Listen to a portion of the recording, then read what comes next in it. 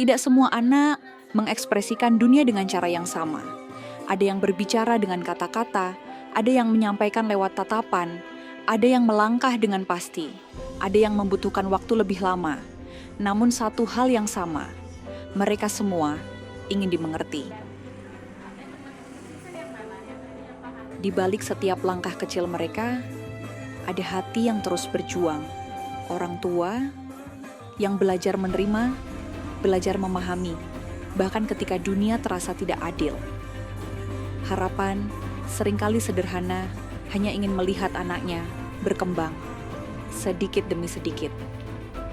Ibu Dora wanita hebat, atau boleh saya katakan bahasa anak sekarang itu Wonder Woman. Ibu Dora ini adalah seorang wanita yang bisa dijadikan inspirasi bagi wanita-wanita yang lain atau ibu-ibu yang lain yang mempunyai anak berkebutuhan khusus.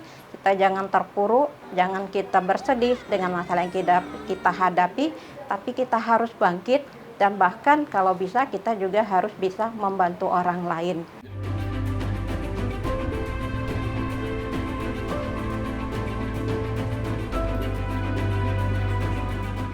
Sosok Ibu Dora menurut saya adalah ibu yang sangat baik, ramah, dan adalah ibu yang sangat kuat. Dan di antara proses panjang itu, hadir tangan-tangan yang memilih untuk membantu dengan kesabaran, dengan ketelatenan. Mereka mendampingi setiap proses, sekecil apapun itu.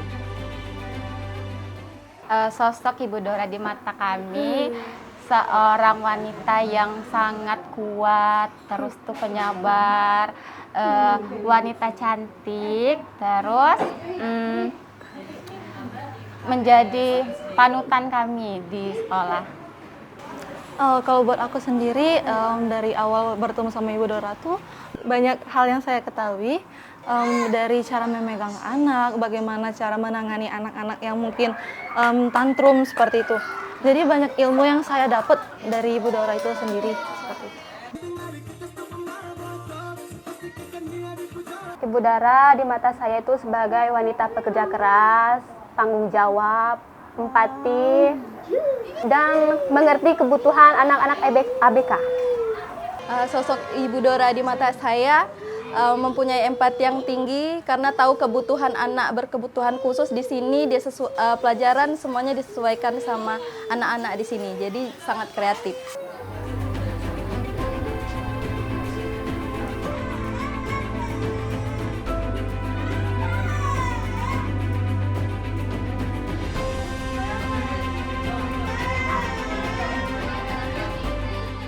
Keseharian saya alhamdulillah sebagai seorang ibu dari 2 anak remaja yang beranjak dewasa, kemudian sebagai seorang pimpinan. Pimpinan ini lumayan berat ya, karena di sini ada 30 karyawan yang harus saya bimbing selalu. Kenapa saya bilang harus bimbing selalu?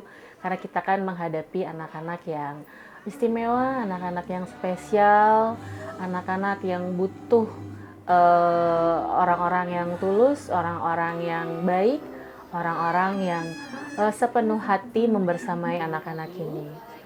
Dan juga selain pimpinan, saya juga di sini sebagai penanggung jawab pembuat penyusun kurikulum atau yang bisa disebut dengan penyusun IEP, Individual Educational Program, yang mana anak-anak ini memiliki satu kurikulum karena anak-anak didiagnosa berbeda-berbeda gitu. Kebetulan anak saya Fardan yang didiagnosa autisme itu sampai saat ini masih menjaga pola makan diet, atau bisa dikatakan pola makan inilah yang bisa mengantarkan Fardan untuk ke titik perkembangan yang sangat signifikan. Dan dari sinilah cerita itu dimulai. Bagi sebagian orang, ini mungkin hanya sebuah aktivitas, tapi bagi dirinya, ini adalah bagian dari hidup yang dijalani bukan karena kewajiban, melainkan karena panggilan hati.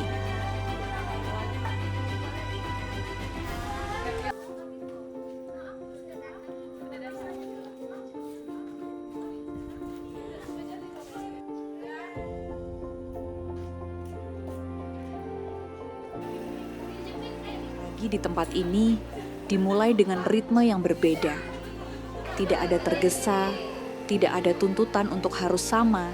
Setiap anak datang dengan dunianya masing-masing. Dan disinilah mereka belajar dengan cara mereka sendiri. NBC bagi Gibran adalah rumah kedua.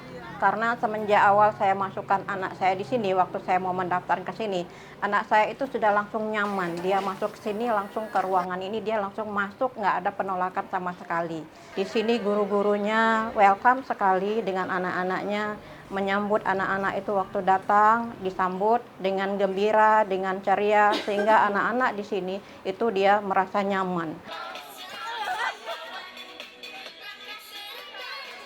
Menurut kami, arti tempat ini bagi keluarga kami sangat tepat ya, terutama kepada anak kami yang berkebutuhan khusus, karena agar dapat meningkatkan kualitas anak dan dapat meningkatkan kepercayaan diri kepada anak kami agar dapat menggapai cita-citanya dan menjadi anak yang cerdas.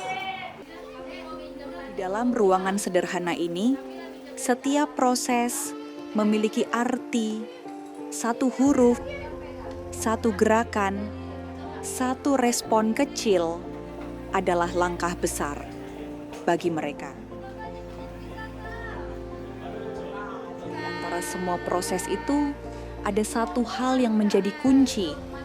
Kedekatan, bukan sekedar mengajar, tapi memahami, bukan sekedar mendampingi, tapi hadir sepenuhnya. NBC itu kan adalah pusat layanan pendidikan inklusi. Nah, jadi memang sekolah ini adalah tempat anak-anak berkebutuhan khusus pada umumnya itu mendapatkan pendidikan mulai dari jenjang TK PAUD hingga SMA. Kalau perbedaannya kan itu sangat jelas ya. Kalau di sekolah umum atau sekolah reguler mereka tidak ada guru pendamping. Nah, sedangkan di sini itu ada guru pendamping dalam satu kelompok atau satu anak tergantung mereka ngambil kelas atau fasilitas layanan yang mana. Dan guru pendamping ini bukan guru bayang-bayang atau shadow teacher. Nah, guru-guru ini memang ditugaskan untuk membimbing satu masing-masing anak. Kalau di sini sih ya semoga anak-anak dan orang tua merasa di sini semuanya sama, apapun itu diagnosanya. Tidak semua berjalan mudah. Ada momen ketika emosi datang, ketika proses terasa berhenti. Namun disitulah kesabaran diuji. Dan di balik semua proses itu, selalu ada momen kecil yang terasa begitu besar. Senyum yang perlahan muncul, respon yang akhirnya terlihat, menjadi pengingat bahwa setiap usaha tidak pernah sia-sia. Perubahan yang terbesar itu adalah adanya komunikasi dua arah. Yang selama ini komunikasi itu kita hanya satu arah, sekarang itu sudah ada komunikasi dua arah, walaupun masih terbatas hal-hal yang simpel saja. Selamat pagi. Alhamdulillah selama bersekolah di NBC ini banyak sekali perubahan yang didapat oleh anak saya. Terutama sudah banyak mengenal huruf, mengenal angka, dan juga sudah mulai mandiri. Kalau untuk terbesar perubahannya alhamdulillah Ananda sudah bisa bersosialisasi dan sudah mau berteman dengan teman-teman sebayanya maupun yang lainnya.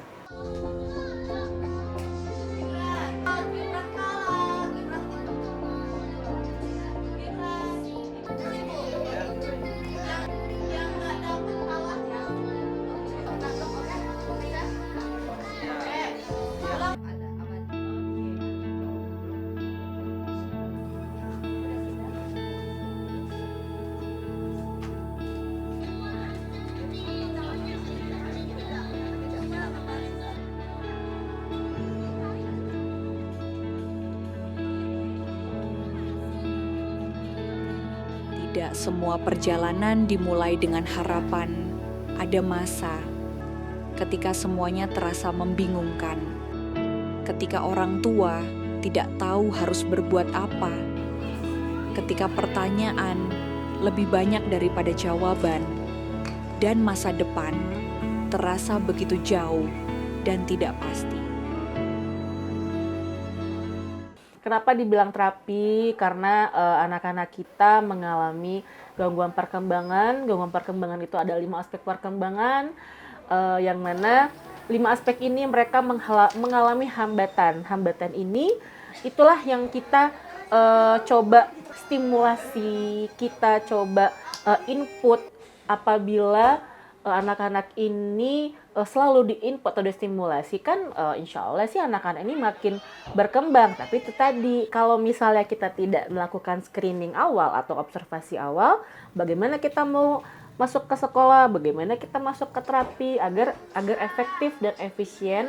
Jangan sampai orang tua sudah mengeluarkan tenaga, waktu, biaya, itu jadinya tidak maksimal. Jadi edukasi buat orang tua juga di luar sana, jangan sampai orang tua tidak tahu kalau anak-anak kita itu harus mencapai aspek perkembangan tadi. Harus kita tarik grafiknya. Kalau misalnya itu sudah oke, tolong jangan langsung berbesar hati, tetap cepat tahu. Nanti kan ketika mereka remaja, dewasa, itu ada lagi hambatan-hambatan atau tantangan mereka di kehidupan masa depan.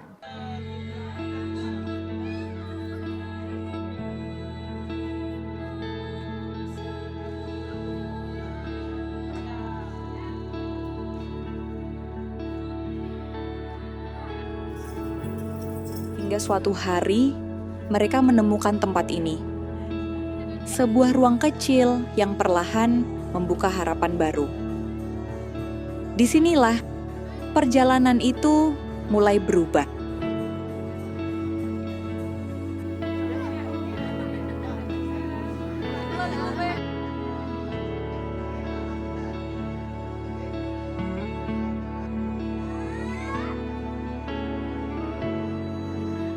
Nah, anak-anak kita itu kan didiagnosa bermacam-macam, dan kebetulan kan kalau untuk jenis berkebutuhan khusus itu kan ada autisme, ada tunarungu, tunawicara, retardasi mental.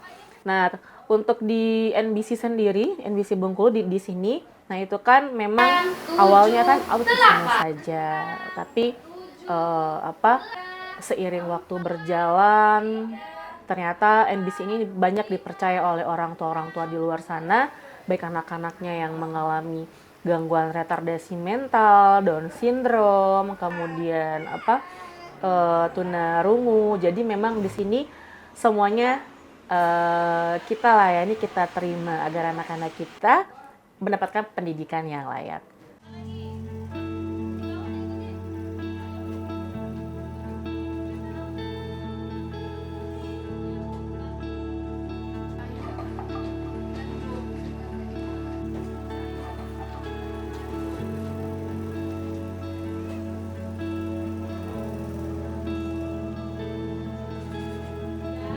Dalam setiap perubahan kecil itu, tersimpan perjuangan yang tidak sederhana.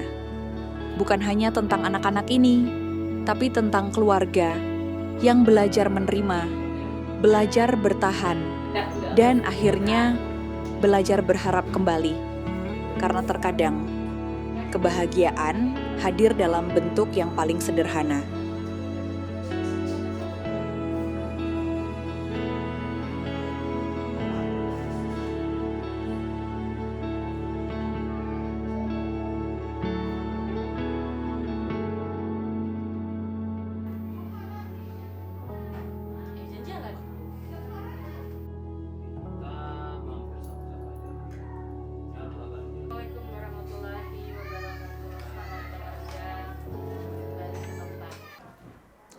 Anak-anak ini banyak yang belum bisa berkomunikasi. Mungkin kalau mereka bisa bicara,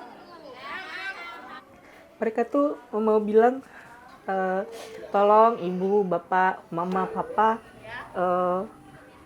ayah, bunda, kami juga manusia, Kami juga berhak mendapatkan kesehatan, makanan, pendidikan yang bisa mengantarkan kami agar kami tidak bikin malu papa mama, agar kami tidak bikin malu orang-orang sekitar. Karena mereka sangat membuat dunia saya yang dulunya seorang ibu pekerja, bukan seorang guru seperti ini, bukan seorang pendidik seperti ini. Jadi memang setelah saya di sini, justru mereka yang banyak memberikan pelajaran, atau mereka adalah universitas kehidupan saya khususnya dan kami semua di sini. Kalau mereka adalah individual yang tangguh, individual yang bisa bertahan dengan keterbatasan mereka semua.